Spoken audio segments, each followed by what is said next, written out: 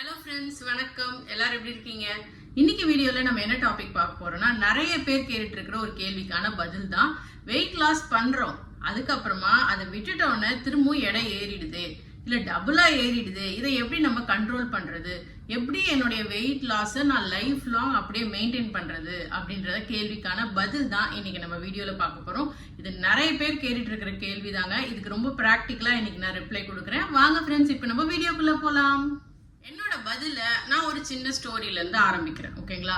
எனக்கு தெரிஞ்ச ஒரு ஃப்ரெண்டு வந்து வெயிட் லாஸ் பண்ணிட்டு இருக்காங்க. அவங்களுக்கு வந்து ஃபைப்ராய்ட்ஸ் ப்ராப்ளம் இருக்கு. ஸோ அந்த ஃபைப்ராய்ட் ப்ராப்ளம்ஸை அவாய்ட் பண்றதுக்காக எப்படியாவது எடை குறைச்சிடலாம் அப்படின்னு சொல்லிட்டு ட்ரை பண்ணிட்டு இருக்காங்க. அவங்க இதுக்காக ட்ரை பண்ற விஷயம் என்ன அப்படின்னு நான் கேட்டேன். அவங்க என்ன சொன்னாங்கன்னா, தினமும் காலையில நான் பூசணிக்காய் ஜூஸ் குடிக்கிறேன். இந்த பூசணிக்காய் ஜூஸ் குடிக்க குடிக்க எனக்கு எடை குறைஞ்சிரும், நான் ரொம்ப வந்து ஸ்ட்ராங்கா அதை பிலீவ் பண்றேன் அப்படின்னு சொல்லி என்கிட்ட எக்ஸ்பிளைன் பண்ணிட்டு இருந்தாங்க. அப்ப நான் அவங்க கிட்ட ஒரே ஒரு கேள்விதான் கேட்டேன்.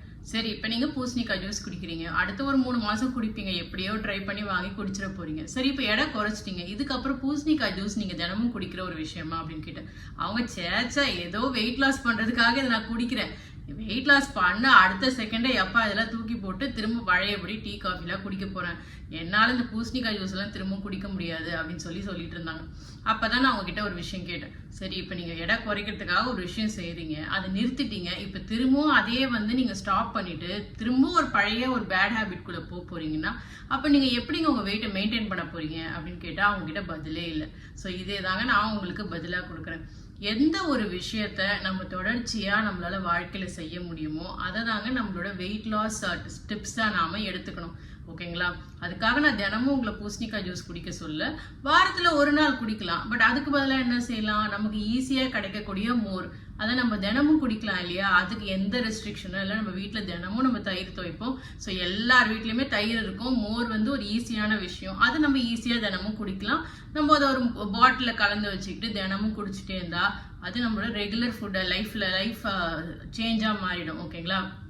ஸோ அந்த மாதிரி எந்த விஷயத்த உங்களால் தினமும் செய்ய முடியுமோ அதை நீங்கள் வெயிட் லாஸ் ஹேபிட்டாக மாற்றிட்டீங்கன்னா அதுவே உங்களோட லைஃப் லாங் வெயிட் லாஸ்க்கு ரொம்பவே ஹெல்ப்ஃபுல்லாக இருக்குங்க. ஸோ நான் என்ன சொல்ல வரேன்னா, இப்போ நீங்கள் வந்து அந்த வெயிட் லாஸ் பண்ணுற சமயத்தில் தினமும் ஃப்ரூட்ஸ் சாப்பிட்டீங்க இல்லையா?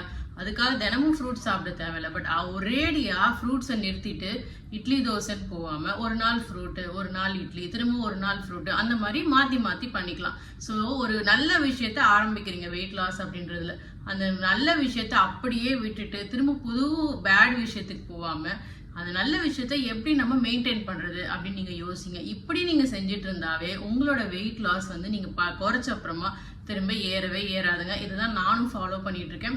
எப்பெல்லாம் முடியுமோ நம்ம நல்ல லைஃப் ஸ்டைலா ஃபாலோ பண்ண விஷயத்த விடாம பிடிச்சிக்கணுங்க.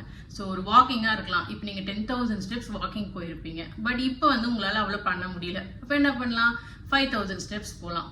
இல்லை டெய்லி ஒரு அரை மணி நேரம் நடக்கணும் அப்படின்ட்டு ஒரு வச்சுட்டு நடக்கலாம். ஸோ அந்த மாதிரி சின்ன சின்ன லைஃப் ஸ்டைல் சேஞ்சஸை கண்டினியூஸாக நீங்கள் பண்ணிகிட்டே இருக்கும்போது தாங்க நம்மளோட வெயிட் லாஸ் நமக்கு நிரந்தரமாக இருக்கும்.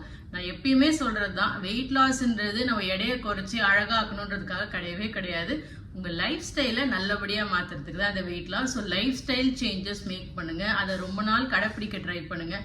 அதுதான் உங்களுடைய நிரந்தர வெயிட் லாஸ்க்கு ஹெல்ப். ஓகே ஃப்ரெண்ட்ஸ், ஸோ நீங்கள் கேட்டுகிட்டே இருந்த கேள்விக்கு பதில் கிடைச்சதா? ஸோ கண்டிப்பாக யூஸ்ஃபுல்லாக இருக்கும்னு நினைக்கிறேன். இது ஒரு டிப்பு தான். இந்த டிப்பை வச்சுக்கிட்டு நீங்கள் என்னென்ன வெயிட் லாஸில் நீங்கள் ட்ரை பண்ணீங்களோ அதெல்லாம் குறித்து வச்சுக்கிட்டு அதை எப்படி சின்ன சின்னதாக திரும்பவும் உங்கள் வாழ்க்கையில் இன்ட்ரடியூஸ் பண்ண முடியும், எப்படி நம்ம அதை மெயின்டைன் பண்ண முடியும் அப்படின்றத யோசிச்சு கீழே கமெண்ட் பண்ணுங்கள். நீங்கள் இந்த மாதிரி எதாவது ட்ரை பண்ணிட்டு இருக்கீங்கன்னா அதையும் கண்டிப்பாக கீழே கமெண்ட் பண்ணுங்கள். நிறைய பேருக்கு யூஸ்ஃபுல்லாக இருக்கும். ஓகே ஃப்ரெண்ட்ஸ், நான் இன்னொரு வீடியோவில் உங்களை சந்திக்கிறேன். பாய்.